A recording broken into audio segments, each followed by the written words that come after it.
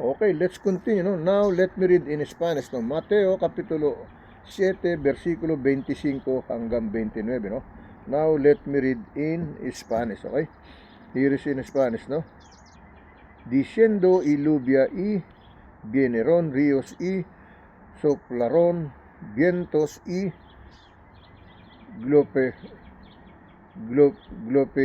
golpearon contra él la casa y no cayó porque estaba fundada sobre la roca. Versículo 26, ¿no?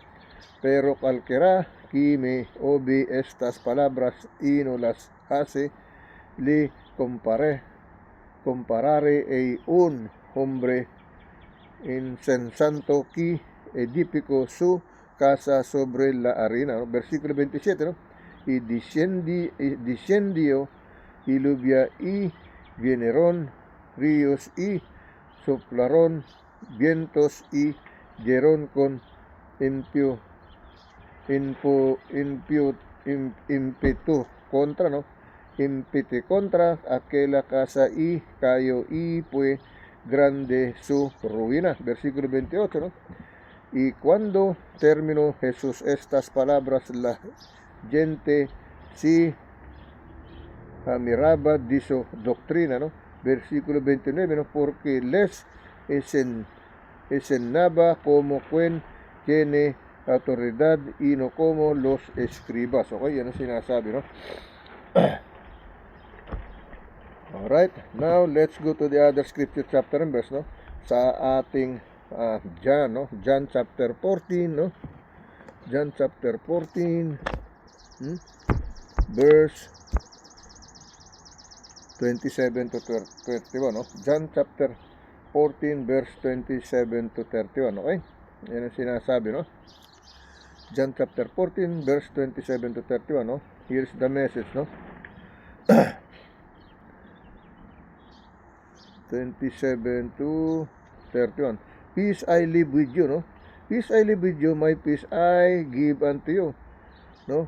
Not at the world give it, no? Not at the world give it, give I unto you, no? Let not your heart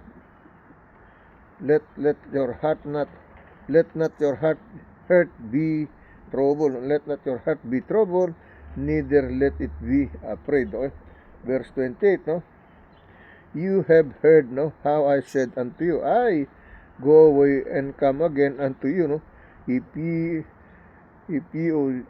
or you love me, you will rejoice because I said, I go unto the Father, for my Father is greater, no, than I, no, greater than I. Verse 29, no? And now I have told you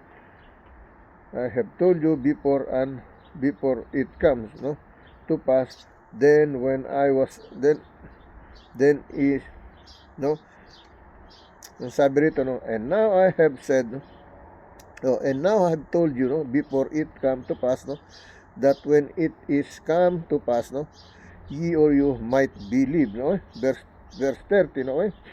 Verse 30, no? Hereafter, no, I will not talk much with you, for the prince of the world cometh and hath nothing in me. Okay, verse 30, last verse, no?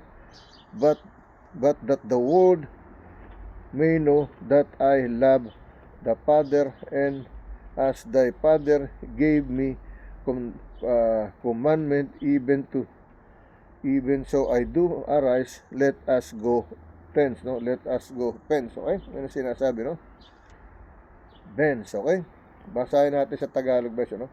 1 payo na 14, versikulo 27 hanggang 31, okay?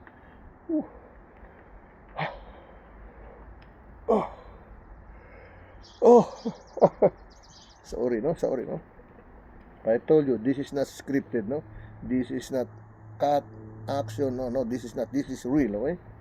So now let me tell you, no, from Tagalog version 1, payo na 14, versikulo talutod talata 27, no, 27 versikulo hanggang 31, no, sa ating John chapter 40, no. John chapter 14 verse 27 to 31. Sa Tagalog, Juan kapitulo 14 versikulo 27 hanggang 31. Okay? Here is in Tagalog version, no? Ang kapayapaan ay iniwan ko na sa inyo. Ang aking kapayapaan ay binigay ko na sa inyo, no?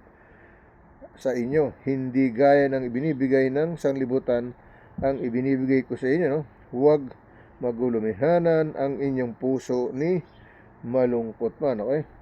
Versikulo 8, no? Versikulo 8, no? Narinig ninyo kung paanong sinabi ko sa inyo, no? Papanaw ako at paparito ako sa inyo kung ako'y inyong iniibig. Kayo'y mga gagalak dahil sa ako'y pasa sa Ama, no? Ako'y pasa sa Ama. At sa Ama, sapagkat ang Ama ay lalong dakila kaysa akin. Okay? Versikulo 23, narinig ninyo kung paanong sinabi ko sa inyo, papanaw ako at paparito ako sa inyo kung ako'y inyong iniibig. Kayo'y mga gagalak dahil sa ako'y pasa sa Ama, sapagkat ang Ama ay lalong dakila kaysa akin. Okay? Excuse me, no? Versikulo 29, no? At ngayon ay sinabi ko sa inyo bago mangyari, upang kung ito'y mangyari ay magsisampalataya tayo, no? Versikulo 30 po. Hindi sa ako'y magsasalita pa ng marami sa inyo, sapagkat dumarating ang prinsipe ng sanglibutan at siya'y walang anuman sa akin. Okay? Versikulo 31, no? Dadapat upang malamanan ng sanglibutan na ako'y umiibig sa Ama at siya'y umiibig sa Ama, at ayon sa kautusan ibinigay sa akin ng Ama ay gayon din ang aking ginagawa, no? Magsitindig kayo at magbihis, no? At magsialis tayo rito, no? Magsialis tayo rito, no? Ibig sabihin, go away from here, no? Let's get out in here, no? Parang merong hindi maganda, kaya sabi magsialis. Okay? Now, let me read in Spanish. Okay? Okay, let me continue read in Spanish. No? Juan kapitulo 14, no? Juan kapitulo 14, versikulo 27 hanggang 31. Okay? No? 27 hanggang 31. Okay? Here is in Spanish, no? La paz os dijo, mi mas paz os doy, yo no os lo doy como el mundo la da, no si torbe vuestro corazón ni tenga miedo, ¿no? Versículo 28, no habéis oldo que yo os he dicho voy, ¿no? Y vengo y vosotros si me amaráis os habréis, ¿no? Regocijado porque he dicho que, ¿no? Voy al Padre porque el Padre mayor es que yo, ¿no? Versículo 29, ¿no? Y ahora os lo he dicho antes que cesada, para que cuando suceda criáis, ¿no? 30, no hablaré ya mucho con vosotros porque viene el príncipe de este mundo y nada tiene en mí, ¿ok? Versículo 31, ¿no? Mas para que el mundo conozca que amo el Padre y como el Padre me mando así hago, levantaos, ¿no? Vamos di aquí, ¿no? Yan ang sinabi sa Spanish, no? Now, let's go to the other scripture chapter verse, no? Dito tayo sa ating 2 Corinthians, no? 2 Corinthians, no? Chapter 12, verse 17. 2 Corinthians chapter 12, verse 7 to 11, no?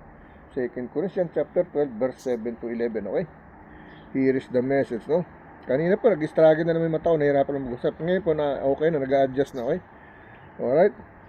Imagine, nasa labas pa yan, no? Pero, may oras, no? Si Lord nandyan, eh. Sabi ko, alalayan ako, no? Pag-aanin ng paningin ko, ang aking focus ng aking mata, okay? So, here is in Tagalog version, English, no? 2 Corinthians chapter 12, verse 7 to 11, okay? And lest no I should be exalted above measure through the abundance of the revelation, there was given to me a thorn in the flesh, no? to message of Satan to buffet me, lest I should be exalted above measure. Okay? Verse 8, no? For these things I beseech the Lord, no, Christ, no, that it might depart from me, no. Verse 9, no, and he said unto me, my grace is sufficient for thee, for my strength is made perfect in wickedness, no. Most gladly therefore, no, will I rather glory in my infirmities, that the power of Christ, no, may rest upon me. Okay? Verse 10, okay? Verse 10, okay? Therefore I take pleasure, no, in infirmities, in reproaches, in necessities, in persecution, in distresses, for Christ's sake. For when I am weak, then I am strong. Okay? Pagka minsan lagi ako nanghihina, nanlalambot, sinisipon, no, makati ang mata, nasakit ng katawan. But when I'm weak, I am strong. No? Tandaan niyo pa, no?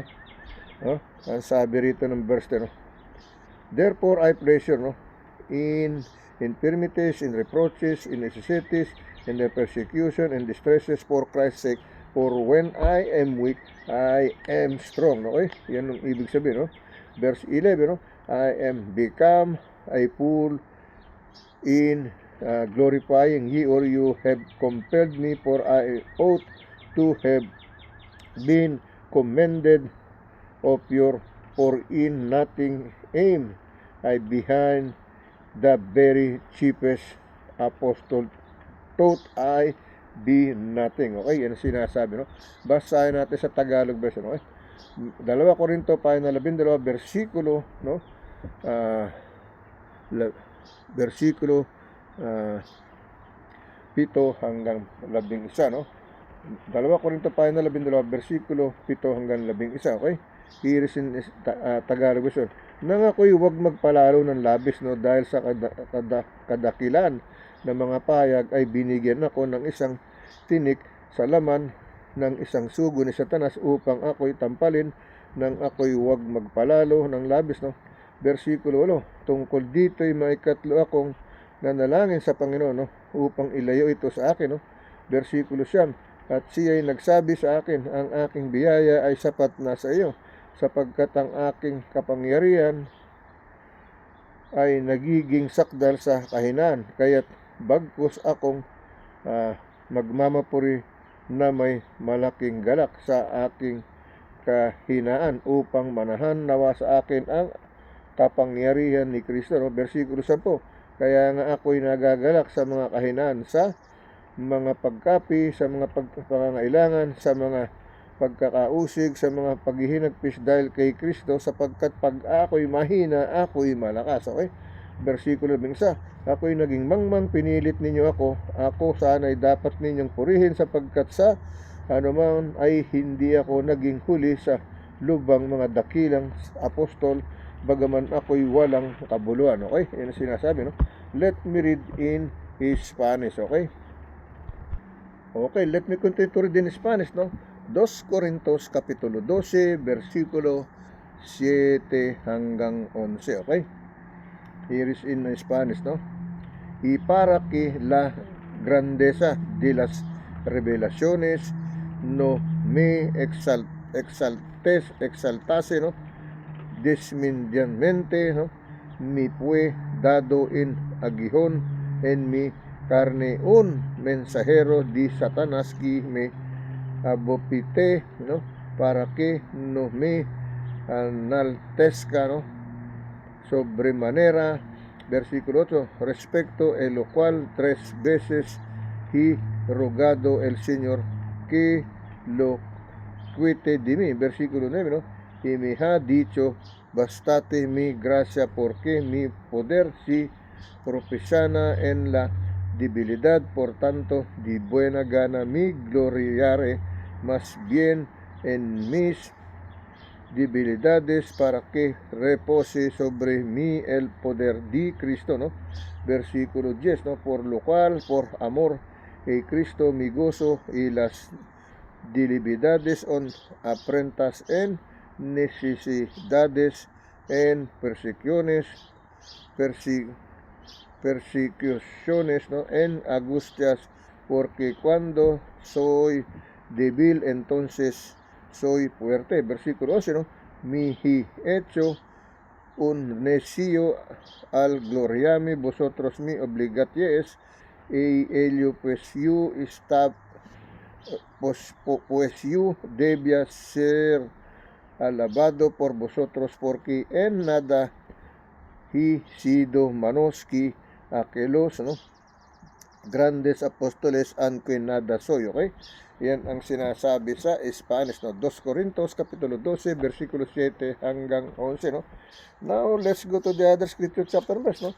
Now, we gonna read sa ating daily bread, no? Ating daily bread, no? Kababasa lang natin nung Corinthians, no? Yung 7:11, okay? Now, we're gonna read sa ating daily bread, no? Babasahin na natin yung message ng daily bread. Yung huling binasa natin Corinthians, 2 Corinthians chapter 12 verse 7 to 11, kasama po nitong daily bread natin, no? Ang kasama niyan Hebrew chapter 4 verse 15, no? Verse 4, no? Chapter 4, Hebrews chapter 4 verse 15, no? But we gonna read 12 to 16, okay? Saka yung 2 Corinthians chapter 12 verse 7 to 10, but we read verse 7 to 11, no? So we read Corinthians already, no? Now we gonna read the daily bread message, no? Lord God, I choose to thank you for my weaknesses, my infirmities, my inadequacies, physical, mental, emotional, rational, no? For the ways I fall short of what people view as ideal, no? For my feelings of helplessness, no? And inferiority, and even my pain and distresses, no? Your grace is sufficient for me, for your strength in made perfect in my weaknesses, no? In my weakness, no? Okay, yan yung Hebrews chapter 4 verse 12 to 16, no? And then 2 Corinthians chapter 12 verse 7 to 10, no? Pinagkaisa ng dalawa ng Hebrews sa Corinthians, no? Let me read for the second time once again, no? Lord God, I choose to thank, you for my weaknesses, my infirmities, my inadequacies, physical, mental, emotional, rational, for the ways I fall short of what people view as ideal, for my feelings of my helplessness and inferiority, and even my pain and distresses. Your grace is sufficient for me, for your strength is made perfect in my weakness. Okay, sa kahinaan natin, okay? Now, let me read in Tagalog version, okay? Day 12, ika-12 na araw, no? Panginoon Diyos, no? Pinili kong magpasalamat sa iyo, no? Para sa aking mga kahinaan, no? Aking mga kakulangan, physical, mental, emotional, para sa mga paraan na hindi ko maabot, no?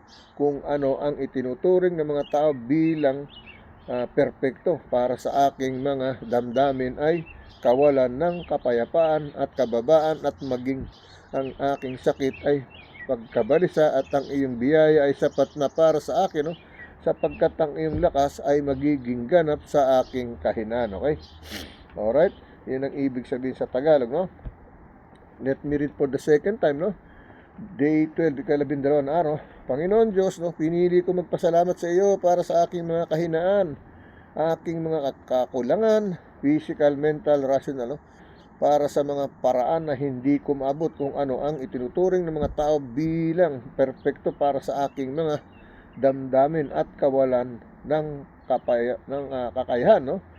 Kawalan ng kakayahan at kababaan, at maging ang aking sakit ay pagkabalisa, at ang iyong biyaya ay sapat na para sa akin, no? Sapagkat ang iyong lakas ay maging ganap sa akin, no? Kainahan, no? Maging ganap sa aking kainahan, no? Sinawa, okay? Now, let me read ating Hebrews, no? Hebrews chapter 12, no? Hebrews chapter 4 verse 12 to 16, no? 12 to 16, okay? Excuse me, no? 12 to 16, okay? Now, let me read. Parang meron akong kulang na tanda rito, no? Siguro naman hindi, okay? Alright. Hebrews chapter 4 verse 12 to 16, no? Here is the message, no? For the word of God is quick, no? And powerful and sharper than any two-edged, no? sword, no, piercing even in the dividing asunder of soul and spirit, no, and of the joints and the marrow, as the discerner of the thoughts in and intents of the heart, no, ng ating puso, ng ating kaluluwa. Ibig sabihin, no, nababasa niya, alam niya kung anong nasa kalooban natin, no, alam niya kung anong iniisip natin, okay? Alam niya kung nagdaramdam tayo, nanghihina tayo, malakas ba tayo, alam niya, wala tayong tatago sa kanya, no. Yan yun, okay? Nababasa ko lang nito isang araw, binigay uli sa atin yan. Ganun kasi ang gusto ng Diyos, palaging may mapaalala, no? Para tayo maligtas sa pagkakasala, okay? Ang sabi rito, no, sa versikulo 12, no? For the word of God is quick, no? And powerful and sharper than any toys, no? Swords, no? Piercing even the dividing asunder of soul and spirit and the joints and the marrow and the discerner of the thoughts and intents of the heart. No? Verse 13, neither is there any creature that is not manifest in his sight, no? But all things are naked and open, no, unto these eyes, no, of done will whom, no, we have to do, no. Verse 40, no, seeing then that we have great high priest, no, that is passed into the heavens, Jesus the Son of God, and the Son of God, let us hold fast our profession, okay?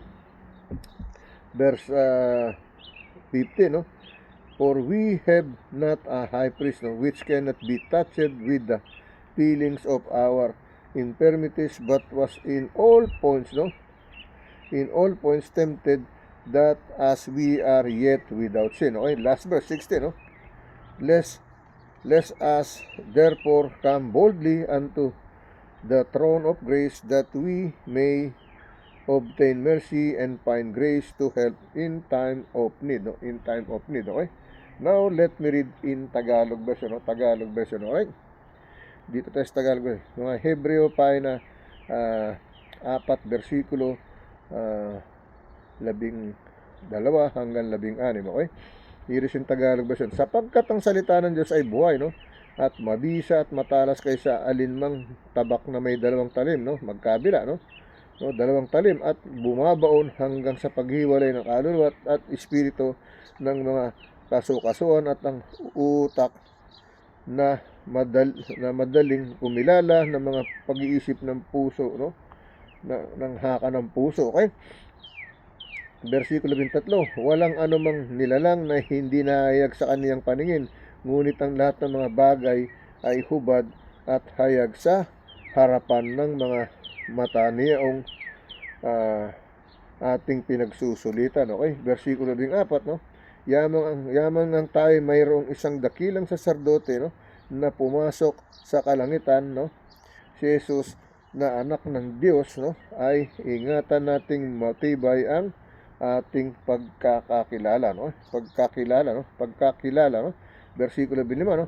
Sapagkat tayo walang isang dakilang saserdote na hindi maaaring mahabag sa ating kahinaan, kundi isa sa tinukso sa lahat ng mga paraan, gaya rin naman natin nang gayon may walang kasalanan, okay? Versikulo 16, no? Magsilapit nga tayong may pagkakatiwala, no? Excuse me, no? Versikulo 16, magsilapit nga tayong may pagkakatiwala sa luklukan ng biyayaan, upang kayo'y mga pagtamo ng awa at makasumpong ng biyaya, upang tumulong sa atin sa panahon ng pangangailangan, no? Pangangailangan in times of need, okay? Alright. Now, let me read that in Spanish, okay? Okay, let me continue to read in Spanish, no? Hebreos Kapitulo 4, versikulo 12 hanggang 16, no? Porque la palabra de Dios es viva y eficaz y más cortante que toda espada de dos filos y penetra hasta partir el alma y el espíritu, las coyunturas y los Tutietanos y discierne los pensamientos y las intenciones del corazón, ¿no? Versículo 13, ¿no? Y no hay cosa criada que no sea más manifiesta en su presencia, antes bien todas las cosas, ¿no?, están desnudes y abiertas, y los ojos de aquel quien tenemos a dar cuenta, ¿no? Versículo 14, ¿no? Por tanto, teniendo us gran sumo sacerdote que traspasó los cielos, Jesús el Hijo de Dios, ¿no? Rentangamos nuestras profesiones, ¿no? Versículo 15, ¿no? Porque no tenemos un sumo sacerdote que no pueda compadecerse de nuestras debilidades, sino uno que fue tentado en todo según nuestra semejanza, pero sin pecado, ¿no? Versículo 16, ¿no? Acerquémonos, ¿no?, pues confiadamente al trono de la gracia para alcanzar misericordia y hallar gracia para el oportuno socorro. Okay? Yan sa Spanish, no? Now, let's go to the other scripture chapter and verse, okay? Dito tayo sa ating 1 Peter, no? 1 Peter chapter 4 verse 15 to 19, no? 1 Peter chapter 4 verse 15 to 19, okay? Here is the message, no?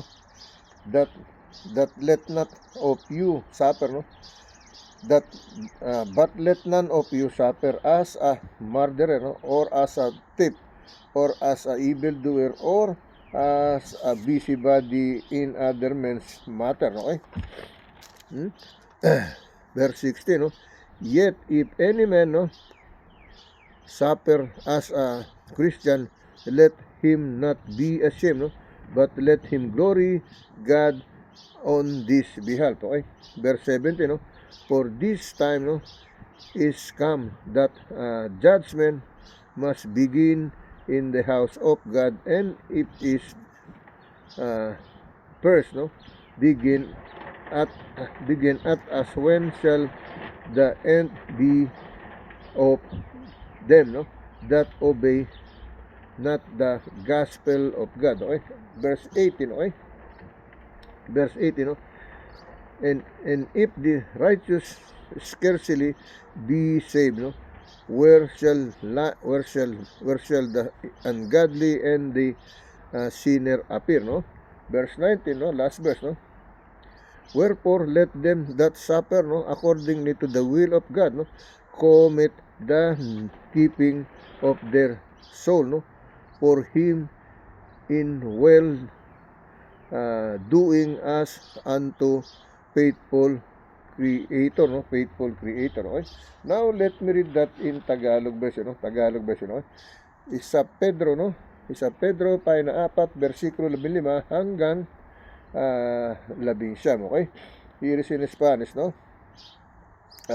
Spanish. Tagalog version para, Tagalog version, no? Ngunit huwag magbata ang sino man sa inyo na gaya ng mamamatay tao, magnanakaw, o manggagawa ng masama, o gaya ng mapakialam sa mga bagay ng iba, okay? Huwag tayong basta makialam, no? Makisalo, okay? Para hindi tayo mapalagay sa alanganin, okay? Versikulo 16, no?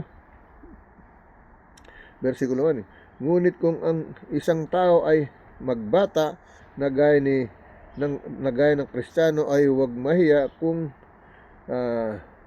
luwalhatiin ng Diyos sa pangalang ito, no? Versikulo ito, sapagkat pag dumating na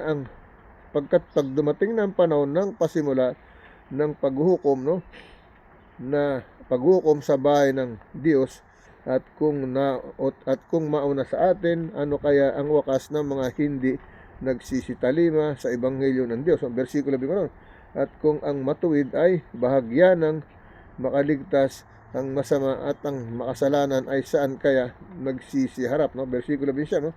Kaya pinagkatiwala namin ang nangagbabata ayon sa kalooban ng Diyos, ang kanilang mga kaluluwa sa paggawa ng mabuti sa tapat na lumalang. Okay? Sa tapat na lumalang. Okay? Alright. Now, let me read that in Spanish. Okay? Spanish. Okay? Okay, let me continue in Spanish, no? Akala ko dalawang video lang tayo, pero talagang hindi kasya, no? Meron pa tayong isa, no? At may mga message pa, no? Now, let me read in Spanish, no? 1 Pedro Kapitulo 4, versikulo 15 hanggang 19, no? Así que ninguno de vosotros padezca como homicida o ladrón y Melchor, no? Melchicor y por entramenterse y lo ajeno. Versículo 6, pero si alguno padece como cristiano, no se avergüence, sino glorifique a Dios por él. Versículo 17, porque es tiempo de que el juicio comience por la casa de Dios, ¿no? Y si primero comienza por nosotros, ¿cuál será el fin de aquellos que no obedecen al Evangelio de Dios? ¿Okay?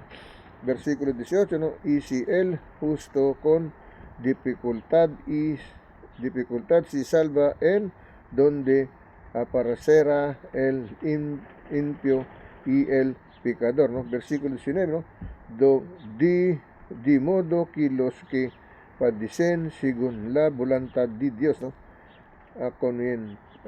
Acomienden sus almas a el fiel Creador y hagan el bien, okay? Y hagan el bien, okay? Now, let's go to read the message of 1 Peter, no? Dito sa ating devotion healing prayer, no? Ito yung message niya, no? Dito sa ating devotion healing prayer, no? Ang title, Day by Day, no? Suffering Silver Lining, okay? Suffering Silver Day by Day, Suffering Silver Lining, no? Kasama ng God Promises, okay? Itong binabasa natin, devotion healing prayer, no? But the message in the Bible, no? 1 Peter chapter 4 verse 19, but we read verse 15 to 19, no? Suffering, day by day suffering silver line, no? Therefore, let those who suffer according to God's will, no, entrust their soul to a faithful Creator while doing good, okay? 1 Peter chapter 4 verse 19, but we read verse 15 to 19, no? Suffering is part of life, no? And as hard as it might be to comprehend, no, or accept, God use suffering as part of His will, no, and uncomfortable or as inconvenient as it might seem, suffering can bring about some very positive result, no, and that's how it can be used as part of the Lord's plan, okay? If you're in the middle of a season of suffering, right, no, now keep doing good, no? Don't let your trials distract you from continuing to be witness for Christ, no? As you keep doing good even in the middle of hard times, no? And trust your soul to your Creator. Trust that He is faithful. Trust that He has a good plan. He's working out. Sometimes you need to endure suffering in order to come out stronger or to move on to an opportunity you'll never pursue if life were easy, okay? Now, let me read the message from the Bible. Father, I don't understand why I have to suffer, but I know it is under your watchful eye. I trust you to protect me and to shower me with your mercy as I suffer according to your will, okay? Yan ang sinasabi, okay? Ng message natin, no? Now, let's go to our third video. A very short video sa third video, sa part 3, okay? Alright?